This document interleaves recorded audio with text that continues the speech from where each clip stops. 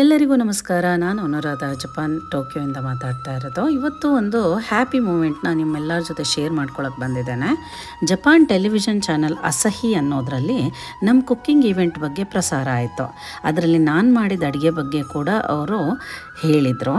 ಚಿಕ್ಕವಳಿದಾಗಿಂದನೂ ನನಗೆ ಅಡುಗೆ ಮಾಡೋದು, ತಿನ್ನೋದು, ಹಾಗೆ ಬಡಿಸೋದು ಅಂದರೆ ತುಂಬಾ ಇಷ್ಟ. ಇಂಡಿಯಾದಲ್ಲಿ ಫುಲ್ ಟೈಮ್ ಜಾಬ್ ಹಾಸ್ಪಿಟಲಲ್ಲಿ ಮಾಡ್ತಿದ್ದರಿಂದ ಆ ಹಾಬಿಗೆ ನನಗೆ ಟೈಮ್ ಕೊಡೋಕ್ಕಾಗ್ತಿರ್ಲಿಲ್ಲ.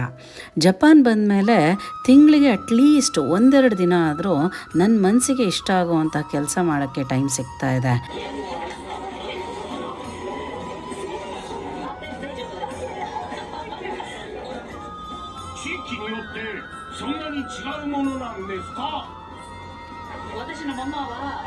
ಬಿರಿಯಾನಿ ಟಾಪಿಂಗ್ ದೆ ಫ್ರೈಡ್ ಆನಿಯನ್ ತೋ ಫ್ರೈಡ್ ಪೊಟ್ಯಾಟೊ ಸಿಕ್ಕಿರಿಮಾಸ್.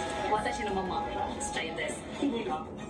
アンさんのビリヤニは野菜をたっぷりと使った南インドのナスビリヤニで、こちらのビリಇದು ಇವತ್ತಿನ ಕತೆ. ಮತ್ತೆ ಸಿಗೋಣ. ಎಲ್ರಿಗೂ ನಮಸ್ಕಾರ.